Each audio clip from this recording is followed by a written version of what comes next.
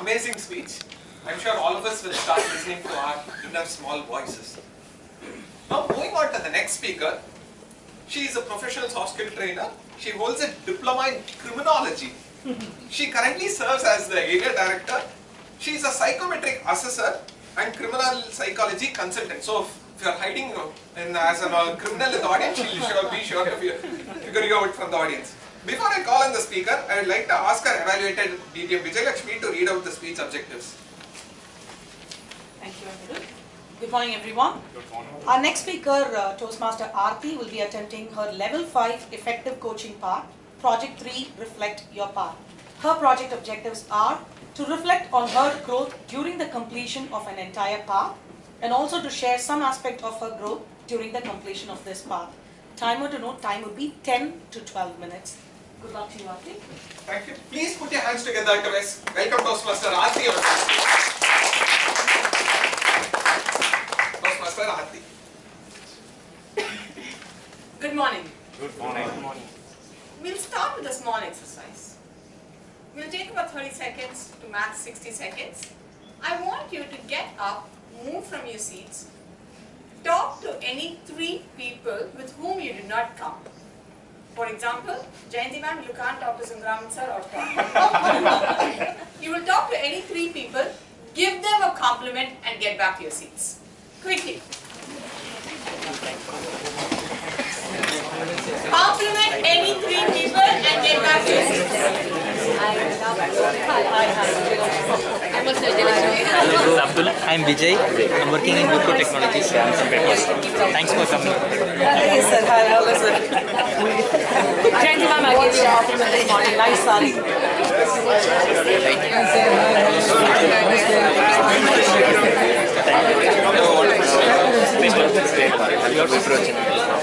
Hey, hi, man. Surya. Which one paper? Engineering. Hey bro, எப்படி இருக்கீங்க? நீங்களா வாங்கவே நல்லா லெவலில் இருக்கீங்க. டெய்லி வாட்ஸ்அப் ஒரு ஊருக்கு போறீங்களாமே? அப்படியெல்லாம் கிடையாது bro.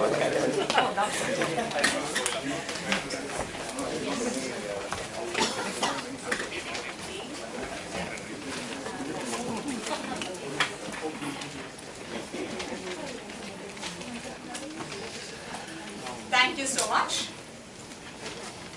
I have one very honest question which I would like you to answer. Why did not even one of you compliment me? I was standing on stage all alone looking at each of you eagerly, but no one even looked at me. Why? Because you are the who's who of this. That does not mean that you should not compliment me, sure. You wanted us to do this, so we were angry at you. Oh, you are angry with me, okay. That's an answer. You are beyond compliments. No, I don't know if you should take it as a compliment or something I need to work with. As a human being, all of us have one inherent need. The need to fit in, to be accepted by the people around us. And one very simple way of getting this acceptance is to go around, talk, and to move with people and pay a compliment. The very first time I got into this mode of complimenting people or learning to how a compliment can be completely misread was when I was working with a client. I cannot name the company.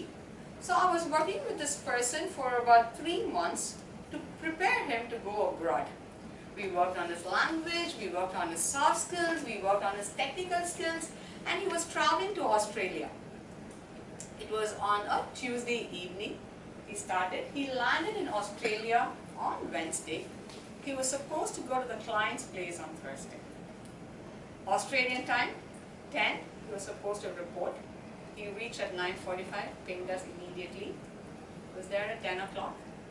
11:15, we are getting a mail from the HR over there stating that we are deporting this person immediately to India, otherwise he will face sexual harassment charges. And I know this person personally since I have worked with him for 3 months. very sweet person, very nice and approaching, very subtle, well-mannered. And for the life of us, we couldn't understand how he, of all people, would face a sexual harassment charge of all things. And how long has he been in interaction with the company? It's only for about an hour and 15 minutes. So the client's request we had to accept immediately. He was sent back to India. And after a couple of days, I went to meet him to understand what happened. And here's the scenario.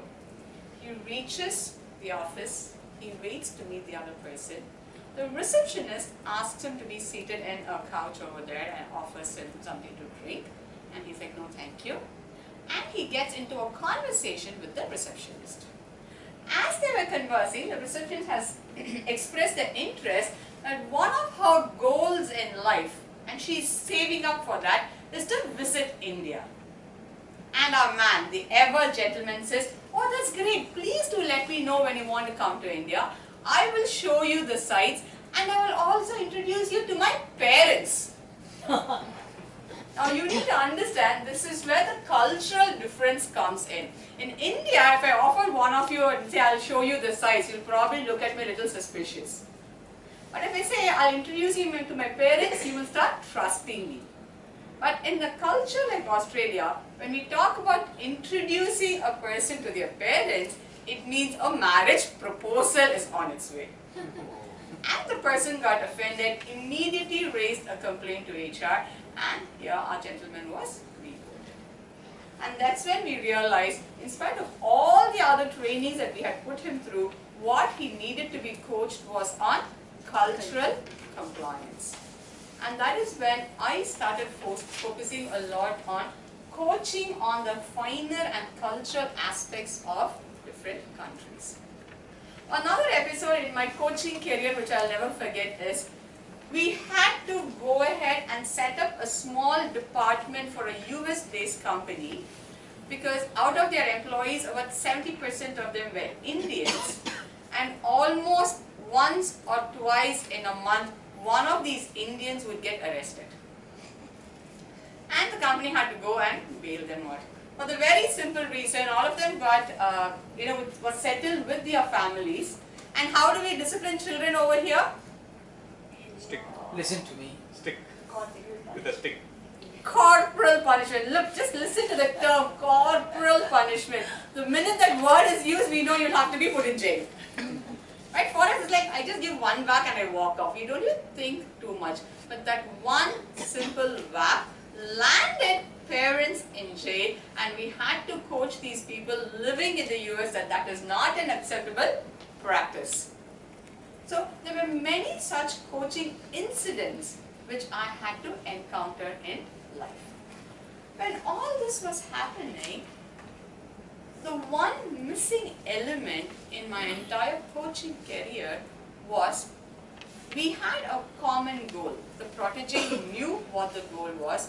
I also know where we were directed, and somewhere in this entire framework, there was no clear-cut indication that the person had received the knowledge that they had intended out to get at the beginning of the coaching session. Though they felt the goal was achieved, it probably took them about 3 months for the realization to set it, because only when they saw the results of the effort that they have put in were they satisfied. However, in the last 6.5 months, after me starting the effective coaching path, this particular challenge I faced with my proteges had changed completely, because one aspect of the effective coaching path was a detailed documentation. And I'm telling you, if documentation can kill you, effective coaching documentation will kill you and make sure you're laid buried. A lot of documentation, but it is so systematic that when you as a coach or even as a protege, you're able to completely charter your progress, mark each and every step that you're taking, understand your communication style. How many of us know we have different communication styles? Wonderful, all of you have taken effective coaching. So we have different communication styles. So I understand my communication style and I'm able to alter it depending on the situation. And this helped me immensely in my career, because as a coach, have you seen this Variwela joke?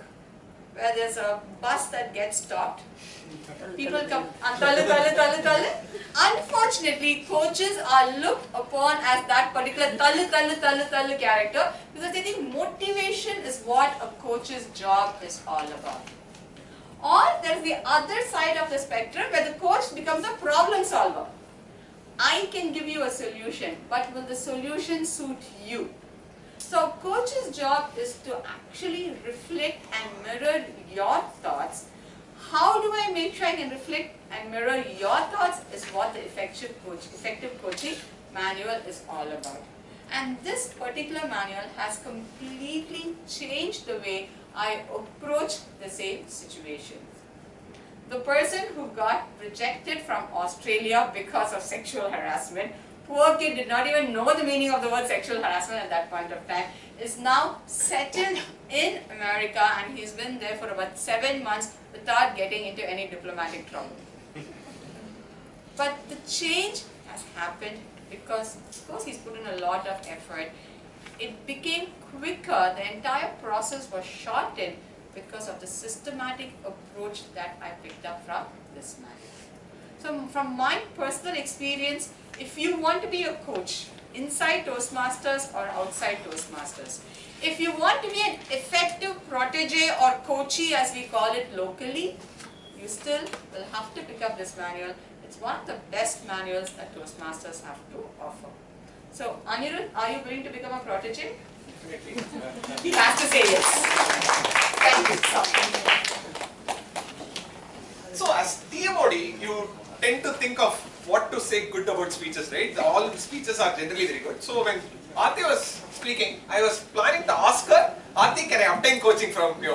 But she ended with a statement saying, Anirudh, are you willing to be a coach here on my side? Thank you for that, Arthi. I'll definitely approach privately to know how to become a better coach or how to become a better protege.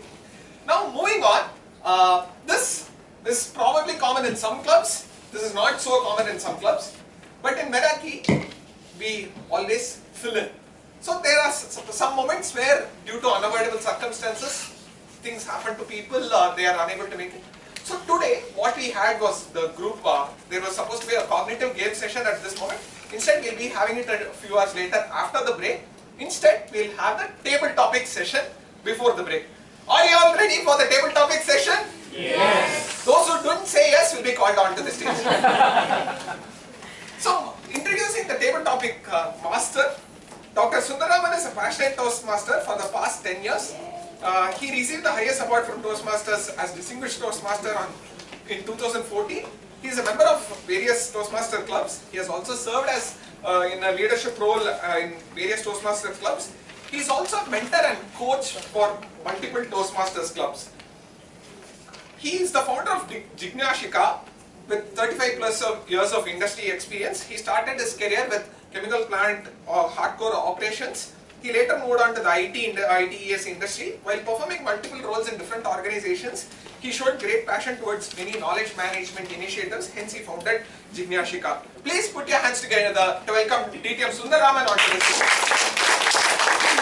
Thank you. I never knew that Anirudh, you know so much about me. This is my son. Right. Today I am going to be your table topic master.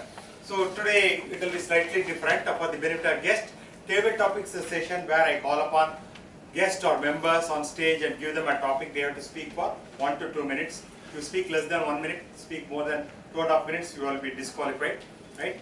So today, the previous keynote speaker, he started his speech with the storytelling. So I will also tell something about storytelling. So today everywhere people talk about storytelling, even in corporate world people talk about storytelling. Only when you use stories you will be able to get connected and then you will be able to establish a bond. So if you have to give a storytelling, you have to use a lot of vivid descriptions, and these vivid descriptions should revolve around 5 senses. What are the 5 senses? Visual, auditory, kinesthetic. What do you mean by kinesthetic? Visual, you all know. Auditory, touchy feeling. Then what is for nose? What is it called? Smell. Olfactory. Olfactory is the term which is used for smelling sense. Then your stomach related sense.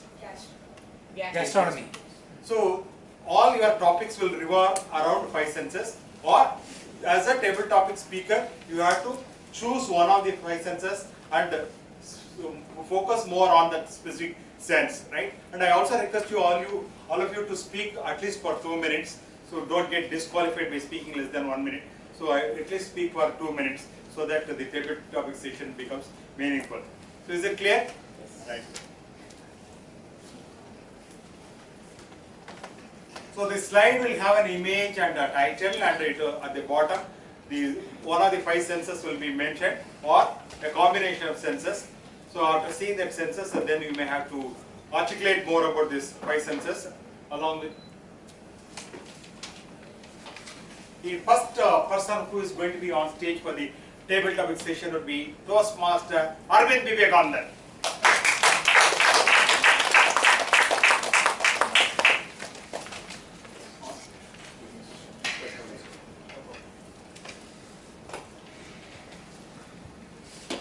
So do you like the two-wheelers? Yes. Okay, fine.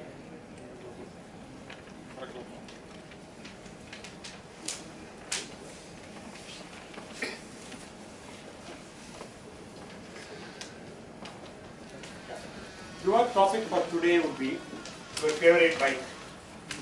And the sense you have to focus is visual. It's a coincidence because a few months